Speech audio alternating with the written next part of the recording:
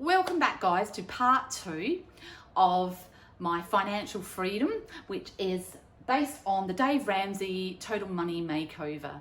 And I am going to finish off this one on some of the last baby steps. So stay with me and I hope that I can help.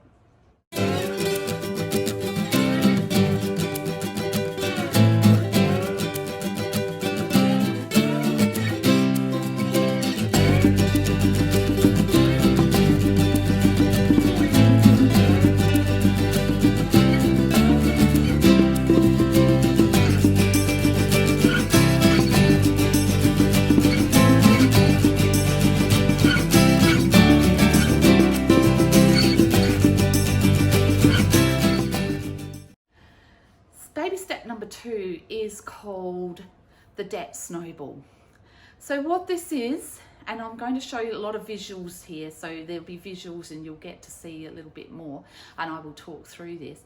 But the debt snowball is basically listing all of your debts from lowest to highest. So you might owe mum $200. You might owe the vet $450. You might owe your mechanic $1,000. Then you've got a credit card debt of $2,000. Then you might have another one of $4,000. Then you might have school fees of $4,500. So it's listing all of the debts that you have from lowest to highest. And then you need to put down what is your repayment rate for all of those debts. And the first step of this one is to make sure you pay every single one of your installments. So paying your debts on time. Baby step number 2, pay debts on time and start the debt snowball. All right, you're going to ask, well, I can't even find any money to spend, to pay for these debts. How am I going to find the money to pay everything on time? And this is the hardest part. Like, I'm not going to lie, it really actually is hard to try and juggle this around. But once you start the momentum of it, you will actually find that you'll get enthusiastic and it'll actually start really working for you. So what you actually do, and if you look at the diagrams that I'm going to put up, you will see that first of all, you pay down this first debt. So when that one is paid off, then the money that you save from paying that payment can be put onto the next. How am I going to pay that a little bit quicker? This is the part where your budget comes into it, because what you really want to do is at least have $200 a month residual spare money. So what you need is, this is what's going to help you with your debt snowball. So say you owe your dad $250 and you save $200 for that month, and you paying your dad $50 a fortnight. So you've saved your $200 and you've given your dad now $100. So now that payment is only $150. Of that $200, you're going to pay him the rest of that. And then the money that you save is going to go on to the next debt, and so on and so on and so on. And as I said, the more that you pay down, the quicker the debts go. But the really big key factor of this is actually don't get any more debt. Stop getting debt. And as I said, the emergency fund will really, really help you if there's problems, if there's things that happen, because then you're not having to use your credit cards. So you've got to stop getting more debt. Consumer debt, and the only reason why we have consumer debt is so we can keep up with the Joneses. And that is it in a nutshell.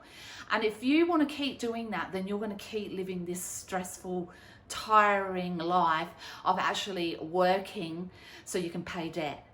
And I don't want to do that anymore. And I've chosen not to do that anymore.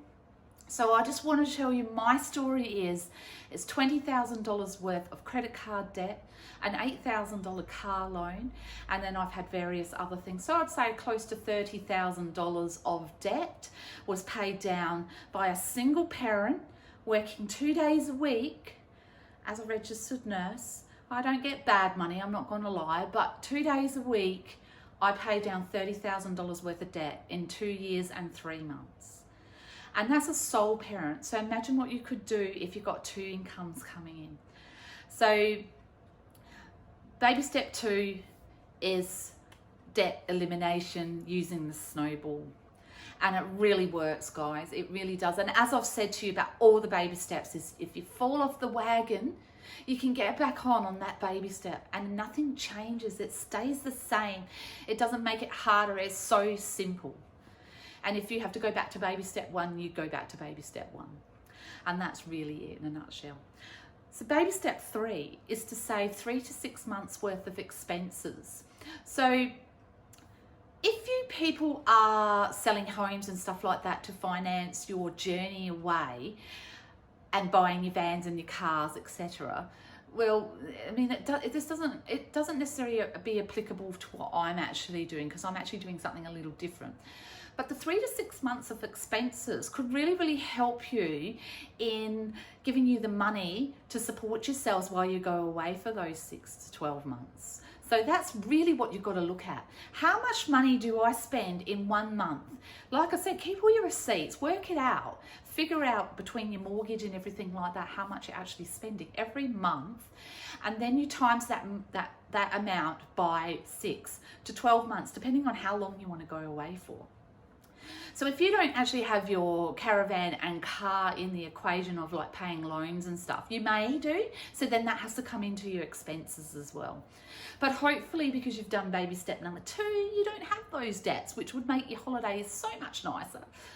And you possibly will be getting some rental income if you're renting your house out. So, you know, lots of things to think about. So save that 3 to 6 months worth of expenses, work out how much you spend in 1 month, save that amount.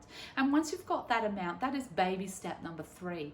So what that really is, if you're not actually going away on full-time travel, but you're just doing this system just in general, what that actually is for is if you break your leg, you know, I know 3 people who are actually out dancing and they literally just walked backwards and fell down a step and cracked their ankle and broke it.